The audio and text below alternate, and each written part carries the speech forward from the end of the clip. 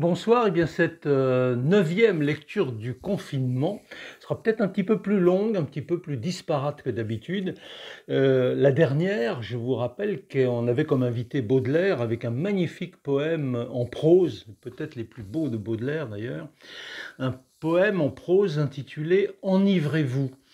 Et j'avais cité à la fin, en trinquant avec vous, un très bon vin du Vaucluse, fait par Thomas Montagne, qui est un vigneron. Et Thomas Montagne, c'est le château de Clapier. Voilà ce qui s'appelle très exactement, non pas de la publicité clandestine, mais tout simplement du placement de marque. C'est quelque chose qui est assez réglementé, y compris à la télévision. Et je voulais savoir si des grands auteurs français avaient fait du placement de marque. Eh bien oui, il y en a un. Alors il est connu parce que c'est le premier à l'avoir fait, c'est Balzac. Alors on dit que Balzac était très dandy, très élégant, et qu'il citait plusieurs fois, pour le payer, son propre tailleur. Ce tailleur est cité plusieurs fois dans des livres de Balzac. Et j'ai cherché s'il y avait une marque qui existe encore aujourd'hui, qui pouvait être citée par de grands auteurs français, ou étrangers d'ailleurs. Alors en fait, il y en a une, et c'est aussi Balzac qui est le premier à avoir cité cette grande marque d'horlogerie qui est Breguet.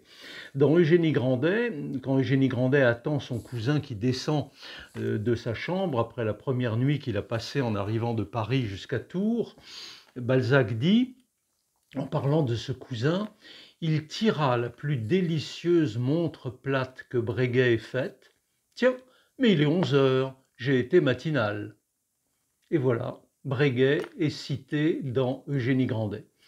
En fouillant encore un petit peu, j'ai aussi trouvé une autre citation dans un autre texte de Balzac, c'est dans Le Père Goriot.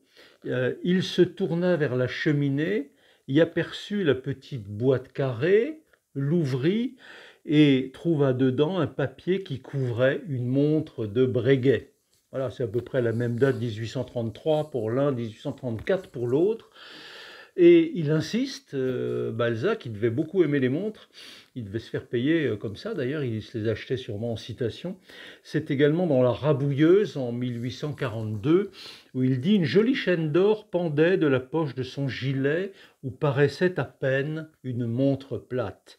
Il jouait avec cette clé dite à criquet que Breguet venait d'inventer. » Voilà, ça c'est Balzac. Alors on trouve des citations également de marques chez Jules Verne, mais pour autre chose, devinez, c'est pour des voyages ou des compagnies de voyage ou de transport. On en trouve chez Mérimée, on en trouve chez Zola, notamment dans le livre sur le grand magasin, sur le premier grand magasin, le livre qui s'appelle Au bonheur des dames. On trouve des marques, mais elles n'existent plus. Et donc j'insiste, la seule marque qui ait traversé le temps, bientôt 200 ans, enfin 180 en tout cas, 190, c'est Breguet, puisqu'on le trouve également chez Alexandre Dumas. Alexandre Dumas, dans Le Comte de Monte-Cristo, en 1845, écrit La montre de Danglars, chef-d'œuvre de Breguet qu'il avait remonté avec soin la veille, avant de se mettre en route, sonna 5h30 du matin. Sans elle, Danglars fut resté complètement incertain sur l'heure, le jour ne pénétrant pas dans sa cellule.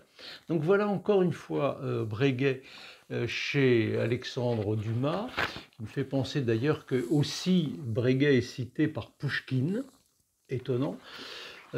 Pouchkine qui, je pense, a été tué en duel par un personnage qui s'appelle Dantès, personnage réel, qui s'est réfugié chez son protecteur, son père adoptif, en Alsace, dans un endroit que je connais bien, qui est à Soultz, à côté de Guebwiller, là où vivaient mes parents.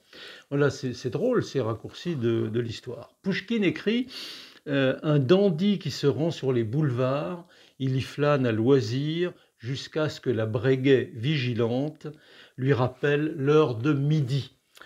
Par parenthèse, c'est des montres quand même très chères, puisque c'est des montres qui sonnent l'heure. Voilà, c'est absolument étonnant.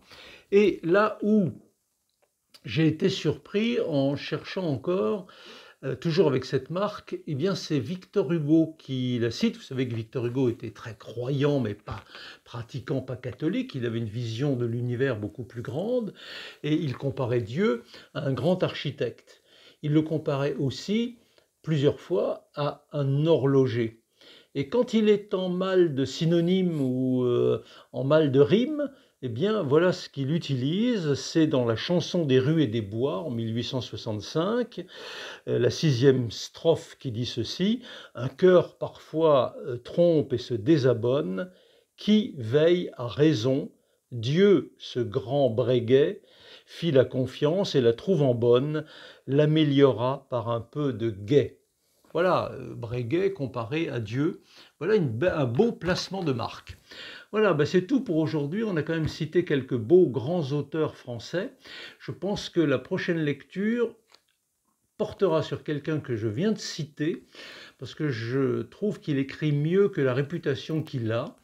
C'est Alexandre Dumas, et j'ai trouvé des petites pépites dans des romans d'Alexandre Dumas, en tout cas dans un roman d'Alexandre Dumas, qu'on ne cite pas très souvent. Voilà, donc ça c'est la surprise de la prochaine lecture du confinement. Faites très attention à vous, ça n'est pas fini, nous sommes qu'au début du mois de mai. Soyez très prudents, prenez soin de vous et de tous ceux qui vous entourent et accessoirement de tous ceux que vous aimez. Allez, bonne soirée, à bientôt.